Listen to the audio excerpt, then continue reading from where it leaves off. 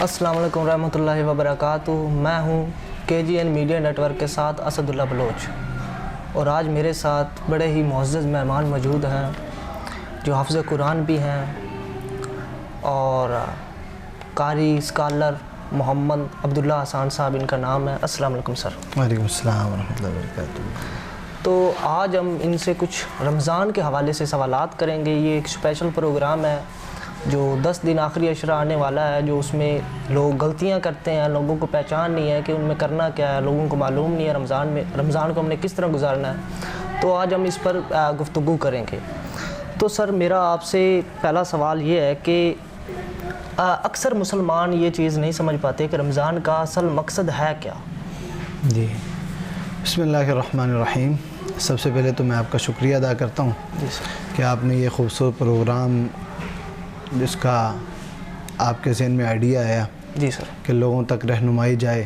جی سر رمضان بڑی ہی اہمیت کے حامل یہ مہینہ ہے۔ جی سر اللہ رب العزت باقی تمام مہینوں سے اس مہینے کو ممتاز کرتے ہیں جی سر کہ اس مہینے میں کی گئی ہر عبادت جی سر اللہ رب العزت اس کا اجر کئی گنا بڑھا کے دیتے ہیں۔ باقی مہینوں میں کیا گیا عمل اس کی اتنی قدر نہیں ہے جتنی اس مہینے میں کیے گئے عمل کی قدر ہے۔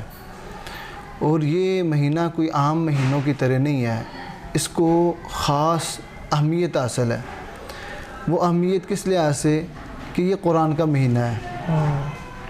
قرآن کا مہینہ کیا، اس میں خصوصی طور پہ قرآن کی تلاوت کرنا، خصوصی طور پہ قرآن کے ساتھ لگاؤ، قرآن کا فہم، قرآن کی تلاوت، یہ اس مہینے کی خصوصیت ہے۔ چونکہ اللہ رب العزت نے اس مہینے میں قرآن کو اتارا، شہر رمضان الذی انزل فیہ القرآن، اللہ نے اس مہینے میں قرآن مجید کو اتارا۔ تو رمضان اور قرآن کا بڑا گہرا تعلق ہے۔ لوگوں کو اس چیز کا علم تو میں سمجھتا ہوں ہے، لیکن غفلت ہے، اکثر وہ غافل ہیں، وہ اس مہینے کی خاص قدر نہیں کرتے۔ اللہ ہمیں توفیق عطا فرمائے۔ نبی صلی اللہ علیہ وسلم اس مہینے کو آتے ہی، شروع ہوتے ہی مبارکیں دیتے کہ اتاکم شہر مبارک، کہ تمہارے پاس ایک مبارک مہینہ آ گیا ہے۔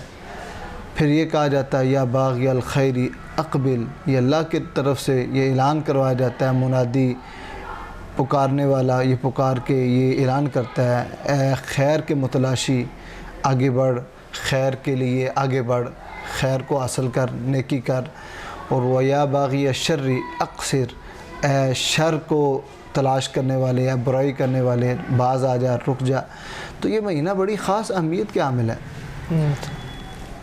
تو سر آپ نے جیسے ذکر کیا کہ رمضان المبارک قرآن مجید کا مہینہ ہے، تو سر قرآن مجید میں رمضان المبارک کو کیا اہمیت دی گئی ہے؟ قرآن مجید میں یہی اہمیت ہے کہ اللہ رب العزت نے اس مہینے کا ذکر کیا اور فرمایا کہ اس مہینے میں اللہ نے قرآن اتارا ہے۔ جی سر۔ اور فمن شہد منکم الشہر فلیصم، اور یہ حکم ہے، قرآن کہتا ہے کہ جو اس مہینے کو پالے اس کا حق بنتا ہے، اس پر فرض ہے کہ وہ اس مہینے کے روزے رکھے۔ جی سر۔ اب یہاں یہ چیز سمجھنے کی ضرورت ہے کہ یہ مہینہ جس میں اللہ رب العزت نے روزے کو فرض قرار دیا اور یہ مہینہ قرآن کا مہینہ ہے۔ اب دو چیزیں اس میں شامل ہو گئی، دو چیزیں، ایک تو رمضان یعنی قرآن، اور دوسرا صیام۔ جی سر۔ قرآن اللہ کی کلام ہے، کتنی بڑی ذات اللہ کی، اور اللہ کی یہ کلام ہے، جی سر۔ کتنی یہ اہم ترین کلام ہے، نبی صلی اللہ علیہ وسلم پر اترنے والی یہ کتاب۔ جی سر۔ اور پھر دوسرا روزہ بھی اسلام کے ارکان میں سے ایک رکن ہے جس کی ادائیگی اس مہینے میں ہوتی ہے۔ یہ دو چیزیں خاص اس مہینے کو باقی مہینوں سے ممتاز کر دیتی ہیں۔ جی سر۔ ٹھیک ہے، ایک تو قرآن کا نزول، قرآن کے ساتھ جو بھی جڑتا ہے اس کا مقام بڑھ جاتا ہے۔ قرآن عربی زبان میں، عربی زبان کی اہمیت اور ہے۔ جی سر۔ قرآن رمضان میں اترا، رمضان کی اہمیت بڑھ گئی۔ قرآن کو اتارنے والے جبریل امین، اللہ نے ان کا اسپیشل ذکر کیا، نزل بہ الروح الامین، اس کو اتارنے والا جبریل امین ہے۔ اور قرآن اللہ کی کلام ہے، اس لحاظ سے قرآن کی جو قدر و قیمت جو ہے وہ تو ہے ہی ہے، اس کے ساتھ جڑنے والے کی بھی اللہ قدر و قیمت بڑھا دیتے ہیں۔ تو سر ہمیں اکثر ہمارے بڑے بتاتے ہیں کہ رمضان کے جو آدمی روزے رکھتا ہے، جو شخص روزے رکھتا ہے، جو رمضان کی قدر کرتا ہے، اس شخص کی شخصیت بدل جاتی ہے، خود بخود بدل جاتی ہے جو رمضان کی قدر کر لیتا ہے۔ تو کس طرح بدل جاتی ہے سر؟ دیکھیں، اللہ رب العزت کے جو شاعر ہیں نا، جی سر، ان کی پابندی کرنے والا واقعتاً اس کی شخصیت بدل جاتی ہے، عام لوگوں جیسا وہ نہیں رہتا۔ جی سر۔ اب دیکھیں ایک بندہ نماز کی پابندی کرنے والا ہے، جی سر۔ اس کا مقام اس بندے جیسا تو نہیں ہے نا جو جو نماز کی پابندی نہیں کرتا۔ جی سر۔ ایک بندہ وہ اللہ رب العزت کے احکامات کی بجا آوری کرتا ہے، اس کے مطابق وہ اپنی زندگی گزارتا ہے، یہ بندہ اور دوسرا بندہ جو اللہ کے نافرمانی میں زندگی گزار رہا ہے، یہ برابر تو نہیں ہو سکتے نا۔ اس لیے یہ ہر چیز کا اثر ہوتا ہے، اچھائی کرنے والے کا اس پر اچھائی کے اثر ہوں گے، برائی کرنے والا برائی کا اثر اس پر ہوگا، اس کی شخصیت چونکہ وہ سارا کردار اس کے ساتھ بنتی ہے۔ اگر وہ اچھی چیزیں شامل ہیں تو اس کی شخصیت اچھی بن جائے گی، اگر وہ چیزیں اچھی شامل نہیں ہیں تو وہ بری شخصیت بن جائے گی۔ سر ہمارے معاشرے میں یہ ایک بہت ہی منفی چیز ہے کہ اکثر لوگ ایسے ہوتے ہیں کہ وہ روزہ رکھ کر بھی گناہوں سے نہیں بچ پاتے، اور وہ کہہ دیتے ہیں کہ یہ بھول سے ہو گیا، کوتاہی ہے، غلطی، اللہ معاف کرنے والا ہے۔ جی، اس میں دو چیزیں ہیں۔ جی سر۔ ایک تو یہ ہے کہ جان بوجھ کے جی سر، یعنی اس کی اہمیت کو خاص خیال نہیں رکھتے، جس طرح عام دنوں میں وہ اپنی یعنی لغویات فضولیات میں مشغول رہتے ہیں، رمضان میں بھی ویسے رہتے ہیں، خاص قدر و قیمت نہیں کرتے، یہ اور لوگ ہیں۔ ایک ہے بھول چوک کے کسی سے کوئی غلطی ہو جائے، جی سر، تو بھول چوک تو اللہ نے معاف کیے ہوئے ہیں، یعنی مطلب ہے بھول چوک میں اللہ رب العزت ویسی پکڑ نہیں کرتے اس طرح جس طرح کہ ایک بندہ اسپیشل کوئی گناہ کرتا ہے اس کی جو پکڑ ہوتی ہے۔ لہٰذا جو بھول چوک کے کر رہا ہے اس کا اور ہے جرم، اور جو جان بوجھ کے کر رہا ہے اس کا جو ہے وہ سزا اور ہے۔ تو ہمارے معاشرے میں اس رمضان کی اہمیت کو خاص ہے نہیں، کو لوگ کو خاص اہمیت دیتے نہیں کہ رمضان آیا باقی مہینے گزر گیا، رمضان بھی گزر رہا ہے۔ اب دیکھیں رمضان میں روزوں کا خیال کرنا چند لوگ تو ہیں ماشاءاللہ، اللہ ان کو توفیق دے، وہ روزوں کا اہتمام کر رہے ہیں، لیکن کتنے ہی لوگ ایسے ہیں جو غفلت کا شکار ہیں۔ آپ بازار میں دیکھیں کتنی جو دکانیں کھانے پینے والی وہاں پہ اکثر رش لگا ہوا ہے، لوگ کھا پی رہے ہیں، اور جوان ہیں، ہٹے کٹے ہیں، کوئی کسی قسم کا ان میں کوئی عذر نہیں ہے شرعی، اور وہ یہی کام کر رہے ہیں۔ اب ان کو اس چیز کی اہمیت نہیں، کیا یعنی ان میں کمی ہے، کس چیز کی؟ علم کی کمی ہے، ہم کہہ سکتے ہیں جہالت ہے جس کی وجہ سے وہ۔ جی سر۔ نیکی جو ہوتی ہے انسان کو گناہوں سے دور کرتی ہے، یہ بات بھی آپ ذہن میں رکھیں، نیکی انسان کو گناہوں سے بچا کے رکھتی ہے، لیکن انسان گناہوں میں اتنا لت پت ہے کہ وہ نیکی کے قریب ہی نہیں جاتا۔ اب اگر نیکی کرے گا بھی تو پھر بھی اس کو جو نا وہ گناہ جو اس کو وہ نیکی پوری لینے دیں گے نہیں۔ جی سر، اکثر لوگ سر غصہ کیا سر جھوٹ، غیبت اور چوری روزے کے اثر کو کم کر دیتے ہیں؟ بالکل کم کرتے ہیں۔ نبی صلی اللہ علیہ وسلم نے فرمایا من لم يدع قول الزور والعمل به فليس لله حاجة ان يدع طعامه وشرابه۔ حدیث ہے، آپ نے فرمایا جو بندہ روزے کی حالت میں جھوٹ نہیں چھوڑتا، جھوٹی گواہی دینی نہیں چھوڑتا، فضولیات نہیں چھوڑتا، اللہ رب العزت کو اس کے بھوکے پیاسے رہنے کی کوئی ضرورت ہی نہیں۔ اللہ کے پاس کیا جو رزق کی کمی آ گئی جس کی وجہ سے اللہ رب العزت نے ہمیں روزہ رکھنے کا حکم دیا؟ یہ تو مقصد نہیں ہے نا، یہ اللہ تقوی پیدا کرنا ہے، یہ مقصد اللہ رب العزت کا تقوی پیدا کرنا ہے، ڈر پرہیزگاری یہ پیدا کرنا مقصد ہے۔ اچھا ایک بندہ اس کے اندر پرہیزگاری آئی نہیں، تقوی آیا ہی نہیں، اس کا مطلب وہ روزے کے مقصد سے وہ دور ہے۔ سر آپ نے یہاں پر کچھ الفاظ بیان کیے، تقوی، پرہیزگاری، اللہ تعالیٰ کا ڈر، تو سر اکثر لوگ روزے کی حالت میں بھی غصہ کرتے ہیں۔ دیکھیں غصہ انسان کی فطرت ہے، جی سر، غصہ آ جاتا ہے، فطرت میں شامل ہے، لیکن نجائز غصہ یہ غلط ہے۔ روزے کی حالت میں کسی کو روزے کی حالت ہو یا کوئی بھی حالت ہو، جی سر، یعنی غصہ ویسے شیطان کی طرف سے اگر وہ نجائز ہو، اگر صحیح ہے کسی حق بات پہ ہے تو پھر تو وہ بالکل ٹھیک ہے۔ نبی صلی اللہ علیہ وسلم کو بھی غصہ آتا تھا۔ سر ایک انسان کے نزدیک یا قرآن و حدیث کے نزدیک حق بات کون سی ہے کہ ایک انسان کو لڑائی پٹائی پر کر گزر جانا چاہیے کہ روزے کی حالت میں وہ لڑ جائے؟ دیکھیں روزے کی حالت میں اگر آپ کے ساتھ کوئی زیادتی کر رہا ہے تو نبی صلی اللہ علیہ وسلم نے اس کا طریقہ بتایا نا، اس کو یہ کہا جائے انی صائم، میں روزے دار ہوں، میں تجھے جواب نہیں دوں گا۔ جی سر، تو ہمیں روزے کا خیال اس انداز سے کرنا چاہیے کہ اس کا جواب نہیں دینا چاہیے، بلکہ یہ کہہ دیں میں روزے کی حالت میں جواب نہیں دے سکتا۔ جی سر، ایسے ہی ہے۔ تو سر روزے کے دوران سب سے زیادہ ہمیں کن گناہوں سے بچنا چاہیے؟ بہت سارے ہم نے بیان کر بھی دیے ہیں، تو اور بھی کوئی ہو تو؟ دیکھیں بڑے گناہ جو کبیرہ گناہ ہیں ان سے تو ہر حال میں انسان کو بچنا چاہیے۔ روزے کی حالت میں چھوٹے چھوٹے گناہوں سے بھی بچنے کی کوشش ہونی چاہیے۔ ایسے ہی سر۔ اب دیکھیں ہم اہتمام کرتے ہیں روزے کا، صبح اٹھے اور سحری کھائی، پھر سارا دن بھوکے پیاسے رہے، شام تک، پھر شام افطاری کا ہمیں انتظار ہوتا ہے، تب ہم نے روزہ افطار کیا۔ اب اتنا عرصہ گزارا ہم نے اللہ کی مان کے، اب اس کے درمیان اگر چھوٹے چھوٹے جرائم سے ہم باز نہیں آئیں گے تو پھر بھوک پیاس سے اس کا کیا فائدہ ہوگا؟ ایسے ہی ہے۔ تو اس لیے ہر قسم کے گناہوں سے انسان کو بچنا چاہیے۔ جھوٹ ہے، چغلی ہے، غیبت ہے، حسد ہے، بغض ہے، اناد ہے، لڑائی جھگڑا، یا اس قسم کے ہر قسم کے جو برائیاں نا، انسان کو اس سے باز رہنا چاہیے، ٹھیک ہے۔ عام حالت میں بھی انسان جو اپنی عادات میں یہ چیز شامل کرے کہ کسی کے ساتھ ظلم زیادتی نہ کرے، جی سر۔ ٹھیک ہے۔ روزے کی حالت میں تو بالکل ہی غلط ہے۔ سر ایک اور سوال، سر روزہ انسان کے اخلاق اور کردار کو کس طرح بدل دیتا ہے؟ پہلے ہم نے شخصیت کی بات کی، جی، اخلاق۔ روزہ جو ہے انسان کی صحت کو بھی بہتر کرتا ہے اور انسان کی روحانیت کو بھی بہتر کرتا ہے۔ صحت کیسے؟ معدہ اچھا ہوتا ہے، سال بعد انسان کو یعنی موقع ملتا ہے کہ کچھ دن بھوکا پیاسا رہتا ہے اور اس کا جو ہے نا صحت اس کی اچھی ہوتی ہے۔ کتنے مریض ایسے ہیں جو روزہ رکھتے ہیں جس کے ساتھ ان کی صحت بحال ہو جاتی، بہتر ہو جاتی ہے، اور روحانیت اس کے ساتھ پیدا ہوتی ہے، روحانی طور پہ اس کا اثر ہوتا ہے۔ انسان جب اللہ کی جائز کردہ چیزیں ہیں، جو حلال چیزیں ہیں، اس کو اللہ کی مان کے چھوڑ دیتا ہے، تو تربیت اس طرح ہوگی کہ اب جو ناجائز کام ہے وہ بھی چھوڑنے پر انسان آمادہ ہو سکتا ہے، راضی ہو سکتا ہے، اور وہ چھوڑنا بھی اس کے لیے مشکل نہیں ہے۔ سر جائز کام جب چھوڑ رہا ہے صحیح سر، تو حرام کام چھوڑنا مشکل ہی نہیں۔ سر رمضان المبارک میں ہم سب سے زیادہ جو ہے وہ نماز ادا کرتے ہیں، نماز کے علاوہ ہمیں رمضان المبارک میں سب سے زیادہ عبادت کون سی کرنی چاہیے؟ رمضان کا قرآن کے ساتھ گہرا تعلق ہے، سب سے زیادہ جی سر۔ جو فرائض ہیں وہ تو ہیں ہی ہیں نا، اس کی ادائیگی تو ضروری ہے، روزہ ہے، نماز ہے، یہ دو چیزیں تو فرضی ہیں نا۔ جی سر۔ اس کے علاوہ اور بھی کئی فرائض ہیں، ہمارے معاملات میں کئی فرائض ہیں، عبادات میں کئی فرائض ہیں۔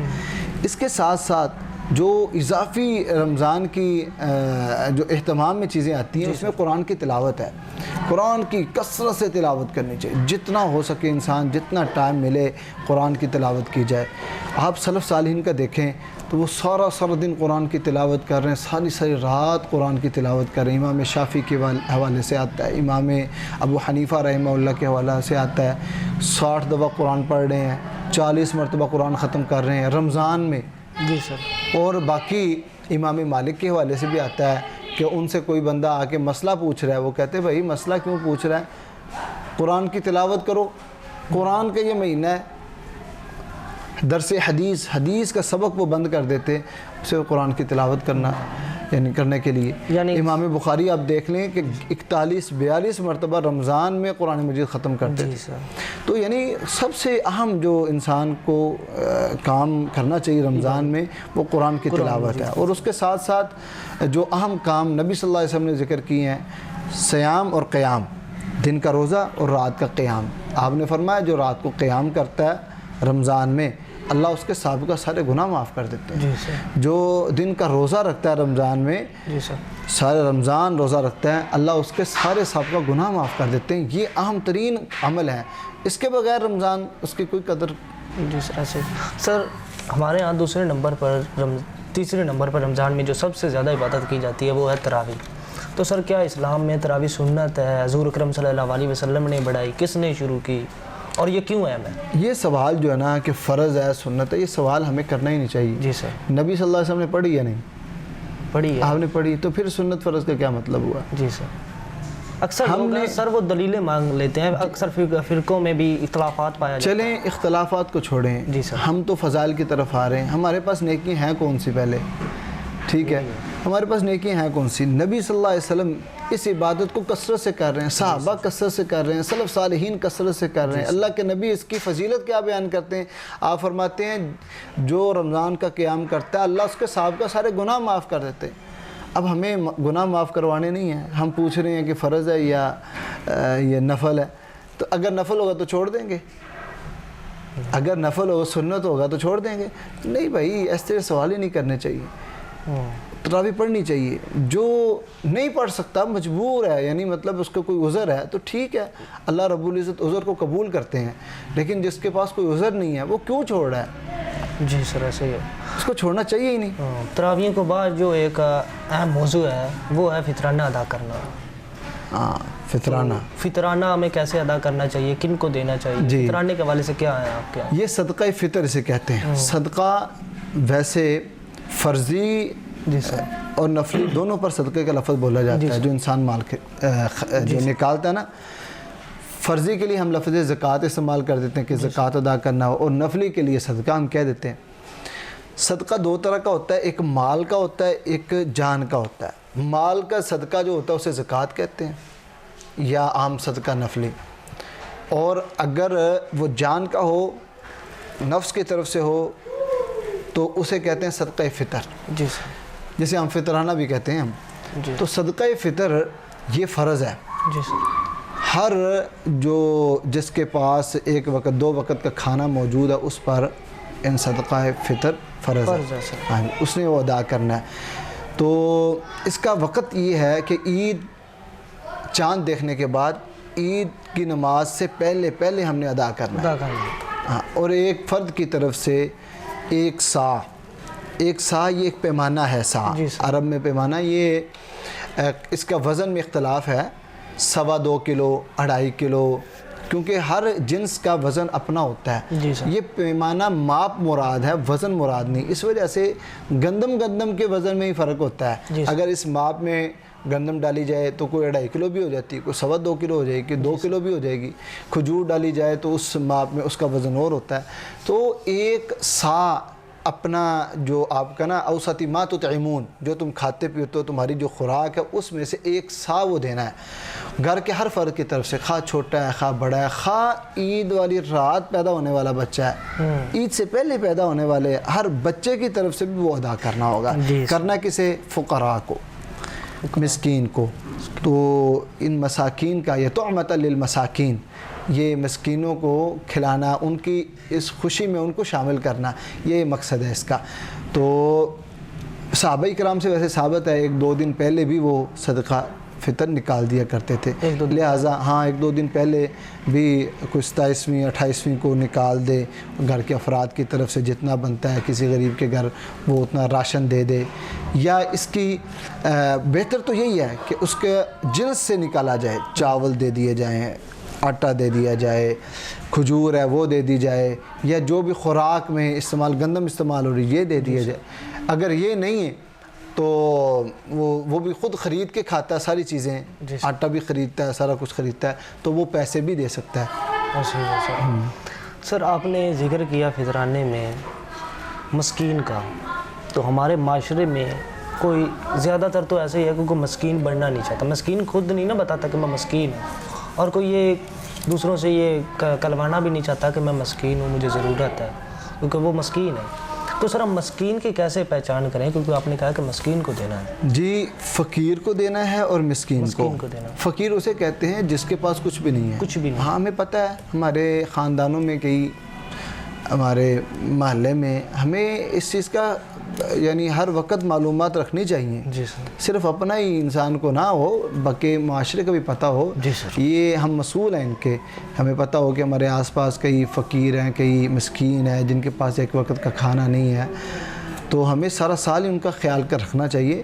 تو ان موقعوں پر تو ان کا خاص خیال رکھنا چاہیے. مسکین وہ ہوتا ہے کہ جس کی آمدن ہو لیکن خرچہ اس کا زیادہ ہو سکتا ہے اس کی آمدن 1 لاکھ سے زیادہ ہو لیکن پورا نہ ہوتا. ہاں, اس کے افراد زیادہ, کھانے والے, ضروریات اس کی زیادہ ہیں. جی سر. آمدن کم ہے. تو ایسا بندہ مسکین ہے. مسکین ہے. ہاں, مسکین کو فطرانہ بھی زکوٰۃ بھی لگ سکتی ہے. ہاں, زکوٰۃ کے مصارف تو 8 ذکر ہوئے ہیں, 8 مصرف ہیں جو زکوٰۃ کے ہیں. لیکن کیا یہ فطرانہ بھی ان 8 مساکین 8 جو مصارف ہیں اس پر لگ سکتا ہے یا نہیں, اس کے بارے میں اختلاف ضرور ہے. بہرحال راجع بات یہی لگتی ہے کہ اس میں جو مستحقین ہیں وہ فقراء ہیں اور مساکین ہیں جو ہمارے معاشرے کے. اس کو دیکھنا چاہیے, انسان کو معلومات لینی چاہیے. اور اپنے خاندان میں تو انسان کو اکثر پتہ ہوتا ہے, لیکن ویسے بھی گلی محلے میں انسان نکل کے وہ دیکھے کہ یعنی اس کے کیا ذریعہ آمدن ہے, اس کی کیا ضروریات ہیں. صحیح ہے نا؟ تو دیکھ کے پھر اس حساب سے اس کو خرچ کرنا چاہیے. یہ بھی ایک بڑا ہی نیگیٹو عالم ہے, ہمارے عالم ہے معاشرے کا, کہ میری اس وقت عمر سر 17-18 سال ہے, تو میں نے کبھی بھی نہیں دیکھا اپنی زندگی میں جب سے ہوش سنبھالا ہے کہ کسی نے بھی, مجھے معلوم ہے کہ فلاں گھر ہے اس کے اولاد نے اپنی عید پر کپڑے نہیں لیے، ہو سکتا ہے عید پر انہوں نے گوشت بھی نہ لیا ہو، لیکن کوئی بھی انہیں مسکین سمجھ کر فطرانہ نہیں دے رہا ہوتا۔ باہر ہی جا رہے ہوتے ہیں موٹر سائیکلوں پر، روڈز پر جا رہے ہوتے ہیں، یا جو آ گیا گھر میں فقیر اس کو دے دیا فطرانہ۔ تو یہ سر ایک بڑی عجیب بات ہے۔ تو ہم آگے بڑھتے ہیں سوال۔ یہ دیکھیں، ایک جو ہمارا ابھی سسٹم شروع ہوا ہے نا کہ لوگ جو مانگنے والے ہم ان کو دے دیے، 10 روپے اس کو دے دیے، 10 اس کو دے دیے، وہ اڈے پہ جا رہے ہیں تو کچھ بندے کھڑے ہیں بچے، اس کو دے دیا، اس کو دے دیا، اس انداز سے فطرانہ ادا نہیں کرنا چاہیے۔ سر اب ہمارے آخری 3 سوال رہ گئے ہیں آخری عشرے کے حوالے سے۔ رمضان کا ابھی کل آخری عشرہ شروع ہو جانا ہے تو اس کی بڑی اہمیت ہے۔ تو سر ہم آپ سے جاننا چاہتے ہیں کہ رمضان میں جو آخری عشرہ ہے اس کی کیا اہمیت ہے؟ جی، نبی صلی اللہ علیہ وسلم جب آخری عشرہ شروع ہوتا ہے، شد مئزرہ جی سر، وَأَيْقَظَ أَهْلَهُ وَأَحْيَا لَيْلَهُ، جی سر، حدیث کے الفاظ ہیں، آپ صلی اللہ علیہ وسلم کمر کس لیتے جس لیے بندہ تیار ہو جاتا ہے نا کسی عبادت کے لیے، آخری عشرہ شروع ہوتا اور آپ ساری رات بیدار رہتے، خود بھی اپنے گھر والوں کو بیدار رکھتے اور پوری رات بھی یعنی بیداری میں گزارتے، قیام کر کے، عبادات کر کے۔ یہ نبی صلی اللہ علیہ وسلم کے معمولات ہیں، اور امت کے لیے بھی یہ سبق ہے کہ آخری عشرے کا خاص اہتمام کرنا ہے۔ باقی ابتدائی عشرات جو دونوں عشرے ہیں اس میں بھی عبادات کرنی ہے، لیکن آخری عشرے میں کثرت سے عبادت کرنی ہے۔ وجہ کیا ہے؟ وجہ یہ ہے کہ اس میں ایک رات ہے جس رات کی عبادت 1000 مہینے کی عبادت سے بہتر ہے۔ اسے لیلۃ القدر کہتے ہیں۔ یہ 21ویں ہے، 23ویں، 25ویں، 27ویں، 29ویں، یہ آخری جو 5 طاق راتیں ہیں نا، ان میں سے ایک رات ہے جو لیلۃ القدر ہے۔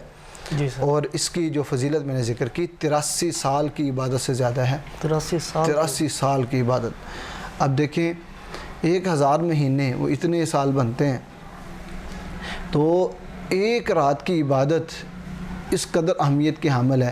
تو ایک انسان وہ اس عشرے کو جا کے گزار لے، بیدار ہو کے گزار لے، اور اس میں وہ قیام کرے، رات کو ساری رات وہ اٹھے، اللہ کا ذکر اذکار میں وہ گزارے، تو کوئی سودا مہنگا تو نہیں نا، مشکل تو نہیں نا۔ اس رات کو وہ حاصل کرنے کے لیے 1 مہینے کی عبادت، 1 سال 1000 مہینے کی عبادت کے برابر اجر پا رہا ہے جی، ایک رات کی عبادت سے۔ سر اس رات کو تلاش کیسے کیا جائے؟ تلاش عبادت کر کے، تلاش کرنے کا مطلب یہ ہوتا ہے کہ اس رات میں عبادت کی جائے۔ جی سر، وہ یہ ہے کہ آپ 5 راتوں میں عبادت کر لیں گے تو یہ رات مل گئی، ایک رات تو ہے ہی ہے نا اس میں۔ تو اس لیے نبی صلی اللہ علیہ وسلم اس رات کی تلاش کے لیے اعتکاف کیا کرتے تھے۔ آخری عشرہ پورا اعتکاف کیا کرتے تھے، مسجد میں بیٹھتے اور اعتکاف کرتے۔ آپ بھی، صحابہ بھی، آپ کی ازواج مطہرات بھی، وہ بھی اعتکاف کیا کرتی تھی۔ تو وہ اعتکاف کس مقصد کے لیے کیا جاتا؟ اس رات کی تلاش، یعنی اثر روح جو ہے اعتکاف کی وہ لیلۃ القدر کی جو رات ہے اس کی تلاش میں ہے۔ تو سر یہ جو آپ نے ذکر کیا کہ حضور اکرم صلی اللہ علیہ وسلم جو لیلۃ القدر کی رات کی تلاش کے مقصد کے لیے وہ اعتکاف کیا کرتے تھے، لیکن اس دور کی کوئی بھی عورت اعتکاف نہیں کیا کرتی تھی، یا کیا کرتی تھی؟ نہیں، آپ کی ازواج مطہرات، آپ کی ازواج مطہرات وہ بھی اعتکاف کیا کرتی تھی، وہ بھی اعتکاف کیا کرتی تھی۔ عورتوں کے لیے بھی اعتکاف جائز ہے، جی سر، ہاں کچھ شرائط ہیں، فتنے کا اندیشہ نہ ہو۔ جی سر، پہلی شرط تو یہ ہے کہ مسجد میں اعتکاف ہو، جی سر، گھر میں اعتکاف نہ۔ جو جمہور کا موقف ہے نا، جمہور علماء کا، وہ یہی ہے کہ مسجد میں اعتکاف ہے، عورتوں کا بھی مردوں کا بھی۔ گھر میں، حجرے میں کہیں اعتکاف عورت کا نہیں ہے، ٹھیک ہے۔ اگرچہ بعض علماء کہتے ہیں کہ گھر میں بھی اعتکاف ہے، ورنہ اصل جو ہے راجح بات یہی ہے کہ مسجد میں ہی، وَأَنْتُمْ عَاكِفُونَ فِي الْمَسَاجِدِ، اعتکاف مسجد میں، عورتوں کا بھی مردوں کا بھی۔ لہٰذا اگر عورتوں کا مسجد میں باقاعدہ پردے کا اہتمام ہے، فتنے کا اندیشہ نہیں ہے، حفاظت ہے، کسی قسم کی پریشانی نہیں ہے، تو پھر عورتوں کے خیمے مسجد میں لگائے جا سکتے ہیں، مسجد کی چھت پہ عورتوں کا اہتمام کیا جا سکتا ہے۔ اگر ہو تو، اگر ناممکن ہو تو پھر ان کا گھر میں رہنا بہتر ہے، گھر میں، ہاں جہاں فتنے کا اندیشہ نہیں، خامد کی اجازت سے اور فتنے کا اندیشہ نہ ہو، مسجد میں اعتکاف کیا جائے۔ ان شرائط کے ساتھ اعتکاف کیا جا سکتا ہے۔ آپ کی ازواج مطہرات اعتکاف کیا کرتی تھیں، بلکہ آپ کی وفات کے بعد بھی ازواج مطہرات اعتکاف کیا کرتی تھیں۔ یعنی کہ عورتوں کے لیے اعتکاف جائز ہے؟ بالکل جائز ہے۔ تو سر کوئی حدیث ملتی ہے ایسی کوئی جو عورتوں کو حضور اکرم صلی اللہ علیہ وسلم نے حکم دیا ہو؟ نہیں، حکم نہیں ہے، جی سر، اجازت ہے۔ اجازت یعنی عورتوں اور مرد کے لیے دونوں کو اجازت ہے، اجازت ہے۔ دیکھیں حکم نہیں ہے، نبی صلی اللہ علیہ وسلم نے بھی اعتکاف کیا ہے، حکم نہیں دیا کہ آپ بھی اعتکاف کرو، ٹھیک ہے، فضیلت ہے۔ اسی طرح عورتوں کو بھی حکم نہیں دیا، حکم ہو تو فرض ہو جاتا ہے، فرض ہو جاتا ہے وہ تو ہاں، اس لیے نبی صلی اللہ علیہ وسلم نے کر کے دکھایا ہے کہ یہ بہتر ہے، یہ افضل ہے۔ بلکہ ایک سال نبی صلی اللہ علیہ وسلم اعتکاف نہیں کر سکے، آپ نے بھی شوال میں رمضان کے اعتکاف کی نیت کی تھی، کر نہیں سکے، شوال میں آپ صلی اللہ علیہ وسلم نے اس کی قضائی دی ہے، شوال کے آخری 10 دن آپ نے قیام کیا۔ تو یہ مسنون اعتکاف جو ہے نا وہ 10 دن کا اعتکاف ہے۔ صحیح۔ 20ویں روزے کے بعد، افطاری کے بعد رات شروع ہو جاتی، چونکہ مغرب سے ہی رات شروع ہو جاتی، تو اس وقت سے ہی مسجد میں بیٹھ جانا ہے، لیکن اپنے خیمے میں نہیں، خیمے میں اگلے دن فجر کے بعد بیٹھنا ہے، ٹھیک ہے، رات ساری مسجد میں رہنا چاہیے۔ اچھا سر، اکثر لوگ جو ہیں وہ 27ویں کی رات بیٹھتے ہیں، ہم لوگ اسے لیلۃ القدر والی رات بھی کہتے ہیں، اور لوگ یہ بھی کہتے ہیں ہمارے یہاں کہ حضور اکرم صلی اللہ علیہ وسلم نے جو اپنی زندگی میں اعتکاف کیا تھا وہ 27ویں روزے کے وقت کیا تھا۔ نہیں، ایسا کوئی نہیں ملتا کہ نبی صلی اللہ علیہ وسلم نے 27ویں روزے کیا، بلکہ 10 دن پورا جو عشرہ ہے وہ آپ نے اعتکاف کیا ہے۔ جی سر، پورا عشرہ اعتکاف کیا ہے، تو ایک آدھ دن کا یا ایک وقت کا اعتکاف وہ بھی جائز ہے۔ جی سر، کہ مثال میں کہتا ہوں ایک دن کا میں اعتکاف کرتا ہوں، 3 دن کا اعتکاف کرتا ہوں، تو اعتکاف جائز ہے اتنا، لیکن وہ والا اجر نہیں ہو سکتا جو اجر 10 دن کا اعتکاف، کیونکہ ہم اعتکاف کر کس لیے رہے ہیں؟ ہم وہ ایک رات کو تلاش کے لیے، 10 راتوں کی عبادت ہم کریں گے اس ایک رات کی تلاش کے لیے، وہ 21ویں ہو سکتی ہے۔ میں اعتکاف بیٹھتا ہوں 27ویں کو، تو اگر وہ لیلۃ القدر جو ہے وہ 21ویں رات بنی ہے، جی سر، تو پھر مجھے تو وہ ملا ہی نہیں اجر۔ اعتکاف کا اجر مل جائے گا، آپ علیحدگی اختیار کرتے ہیں اللہ کے لیے، آپ بیٹھتے ہیں عبادت کے لیے، اس کا اجر آپ کو علیحدہ ملے گا، لیکن جو مقصد تھا لیلۃ القدر کی تلاش وہ تو نہیں ہوئی۔ جی ایسا ہی ہے۔ تو سر آخر میں ایک پیغام میں دلوانا چاہتا ہوں آپ سے، وہ پیغام اس بارے میں ہے کہ رمضان المبارک میں تو ہم، ایک پنجابی لفظ ہے، تن کی عبادت کرنے ہیں، لیکن یعنی بھرپور عبادت ہم کرتے ہیں رمضان المبارک میں، لیکن سر رمضان جو یوں ہی گزرتا ہے، اس کے بعد ہماری عبادت کہاں ہے ہمیں معلوم ہی نہیں ہوتی۔ جی، تو ہم اسے کنسسٹنسی کے ساتھ کیسے عبادت کریں لگاتار، یہ ہماری جو ہے نا عادت بدلے نا۔ اصل بات یہ ہے کہ عبادت کا مزہ تب آتا ہے کہ جب اس میں دوام ہو، اس میں دوام ہو، استمرار ہو، پھر فائدہ ہوتا ہے۔ جی سر، فصلی بٹیرے کی طرح یعنی موسمی کام کرنا اور بعد میں چھوڑ دینا، یہ کوئی عبادت نہیں ہوتی۔ جی سر، یہ موقع پایا کر لیا، باقی چھوڑ دیا، جی سر، یہ نہیں۔ رمضان میں تو نماز بھی پڑھ لی، روزہ بھی رکھ لیا، رمضان میں قیام بھی اللہ نے توفیق دی تو کر لیا، رمضان کے بعد نہ نماز نہ روزہ نہ قیام، یہ ایسی عبادت اللہ کو پسند نہیں ہے۔ اللہ کو پسند ہے وہ عبادت جس میں دوام ہوتا ہے۔ جی سر، احب الاعمال الی اللہ ادومها وان قل۔ جی سر، اللہ کو محبوب ترین عمل وہ ہے جو ادومها، جس میں دوام ہو، اگرچہ وہ تھوڑا ہی کیوں نہ ہو، بندہ 2 رکعتیں پڑھے، خواہ 4 رکعتیں پڑھے، دوام سے پڑھتا رہے، اللہ کو یہ بڑا پسند ہے۔ ایک بندہ ایک دن 100 رکعتیں پڑھ لیتا ہے، دوسرے دن کچھ بھی نہیں پڑھتا، یہ اللہ کو نہیں پسند، ٹھیک ہے۔ تو انسان کو اس اللہ رب العزت سے دعا بھی کرتے رہنا چاہیے استقامت کی، کہ اللہ رب العزت اس کو ساری زندگی ایسے چلنے کی توفیق دے۔ رمضان کے بعد اس کو اہتمام کرنا چاہیے، کوشش کرنی چاہیے۔ اور آپ کو میں بتاؤں کہ اگر کوئی بندہ اخلاص کے ساتھ رمضان گزار لیتا ہے نا، تو اللہ توفیق دیتا ہے، رمضان کے بعد سارا سال بھی ویسے وہ گزار سکتا ہے۔ ہماری جو عبادات ہیں رمضان کی، وہی اتنی اچھی نہیں ہے کہ ہمیں توفیق مل جائے رمضان کے بعد بھی ویسے چلنے کی۔ رمضان کی عبادت یہ ہماری اچھی ہو جائے نا، تو اللہ رمضان کے بعد بھی ویسے چلنے کی توفیق دے دیتا ہے۔ جی سر، صحیح ہے۔ تو ہمارا یہ پروگرام جو ہم نے خصوصی رمضان المبارک کے فضائل پر رکھا تھا، یعنی کہ رمضان المبارک میں جو باتیں ہیں اکثر جن لوگوں کو نہیں معلوم، وہ عام لوگوں کو بھی معلوم ہو سکیں۔ تو اگر آپ کو ہماری یہ پروگرام پسند آیا تو لائک، شیئر اور سبسکرائب ضرور کیجیے گا۔ اللہ حافظ، السلام علیکم۔ وعلیکم السلام ورحمۃ اللہ، جزاکم اللہ خیر، السلام علیکم ورحمۃ اللہ وبرکاتہ۔